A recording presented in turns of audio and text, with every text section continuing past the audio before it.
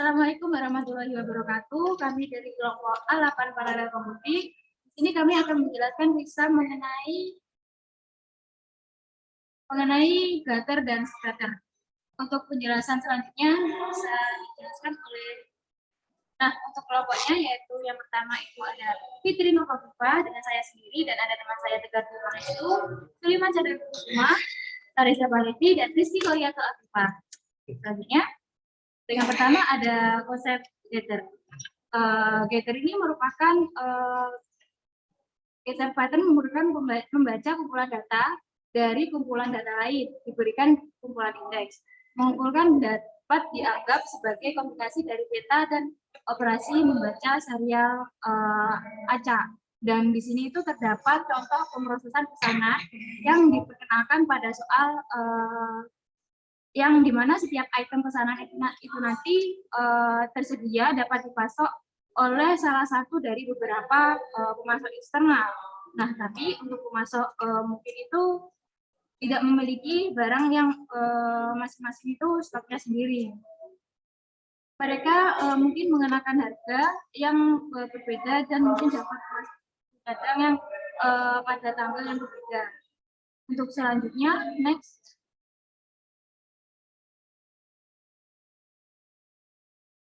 Yang selanjutnya adalah studi kasus dari Getter, yaitu kami mengambil data dari server yang mana sebelumnya menggunakan metode scatter. Ya, maksudnya satu data dimasukkan ke satu server. Untuk penginputan tiap satu data akan dimasukkan ke tiap server.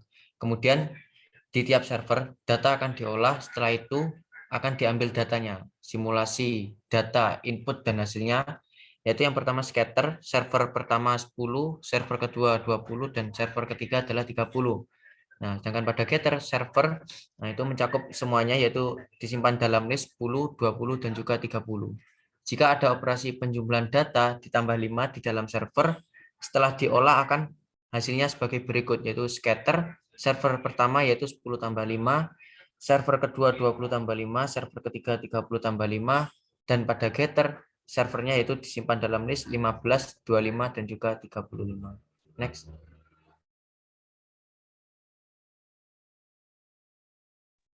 Selanjutnya adalah implementasi untuk getter. Nah, pada implementasi kali ini yang digunakan adalah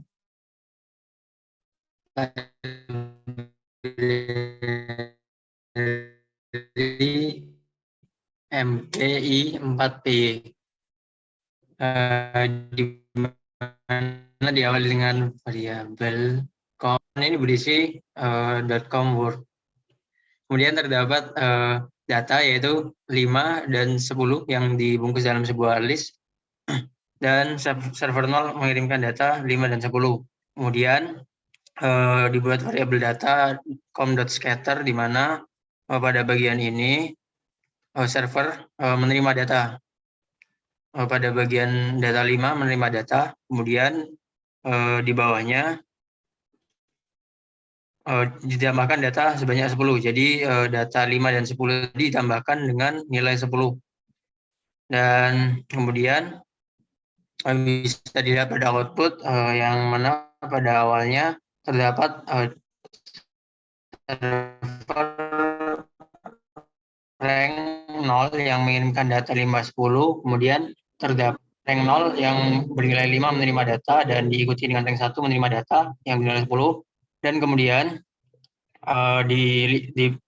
diperlihatkan rank 1 dan rank 2-nya setelah menerima data menjadi 20 dan 15. Dan kemudian dilakukan getter, dan 5 dan 20 itu dikumpulkan menjadi 1. Mungkin begitu dari implementasi.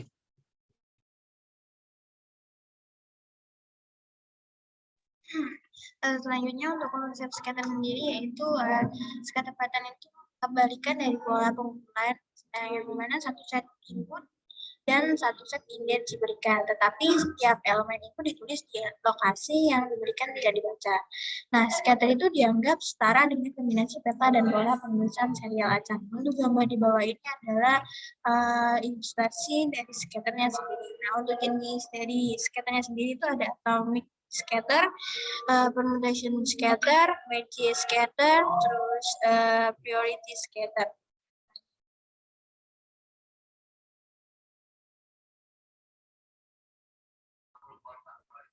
Untuk studi kasus dari scatter pattern yaitu digunakan untuk dapat dianggap setara dengan kombinasi peta dan pola penulisan serial acak yang digunakan untuk mengetahui tingkat eratnya hubungan antara dua variabel dan menentukan jenis hubungan antara dua variabel.